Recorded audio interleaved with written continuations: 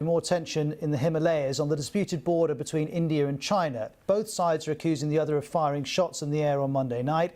Now, this disputed area is around what's called the Line of Actual Control, or the LAC.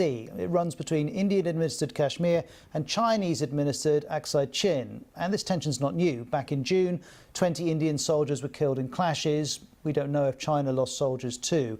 And that clash took place in the Galwan River Valley.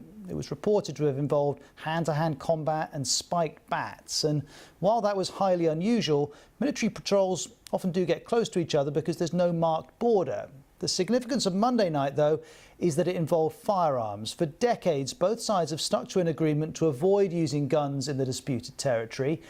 Now, as you'd expect, both sides are blaming each other for this latest piece of tension. First of all, here's the Chinese Foreign Ministry. On the 7th of September, Indian troops illegally crossed the line of actual control and entered the south bank of the Pangong So Lake at the western sector of the China-India border.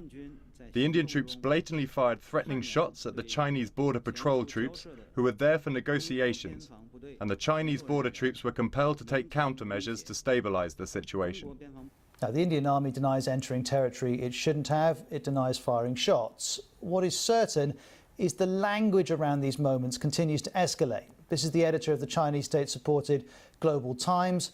A border conflict, he says, is looming due to the Indian side's misjudgment and repeated provocations. If Indian troops open fire towards the PLA, that's the Chinese army, its troops in conflicted areas will be defeated. Well, the BBC South Asia editor Anbrasan Etarajan is live with us. Anbrasan, thanks for your time today. How do you read what's happened on Monday night in the context of the tensions earlier in the year? What is interesting is the change of language on both sides, both China and India. And if you look at the Chinese military statement on Monday night, it was very, very blunt. They said that they had to take countermeasures, and they strongly criticized India and warned that China will be forced to take further steps so that the Indian troops will not intrude into their territory. For months, the Indian Defense Ministry kept quiet on these alleged intrusions and the border tensions, but the Indian Army was very swift this morning in issuing a statement saying they did not fire a shot, and it was the Chinese who indeed actually fired in the air towards a forward position. So it shows that things are really getting hot along the border. And both sides are now not only jostling for space, and they want to dislodge each other from what they have said they have captured some of these territories. Now, you have to understand, this is a very punishing territory. We're talking about 10,000 to 15,000 feet high. It's called snow desert, mountains. Nobody can live there during winter.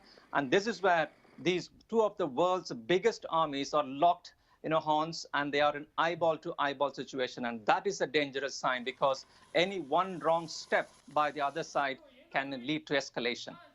I'm sure there are a few people listening to you, Anbrasan, thinking, given the terrain, given how remote it is, why are India and China so concerned with this border? Why are they investing so much political capital into it?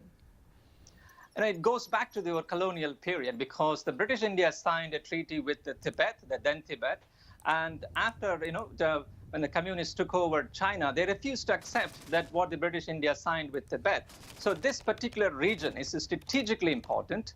First of all, it gives access. See, if the Indian troops want, they can go across Aksai Chin and cut the link between Xinjiang and Tibet. That is a very key highway between these two provinces, and that is what China has always been worried about. They want to protect that link with Tibet. On the other hand, if you go further north in the Ladakh region, that is the Karakoram Pass that connects Pakistan with China, and then China has invested more than $60 billion in terms of economic corridor going all the way to Gwadar port in southern Pakistan. So they want to protect, first of all, their economic assets, and second, they do not want India to build more infrastructure on the contentious territory. And that's why China is very keen. On the other hand, India thinks that if China moves the line of actual control, it will lose its military edge.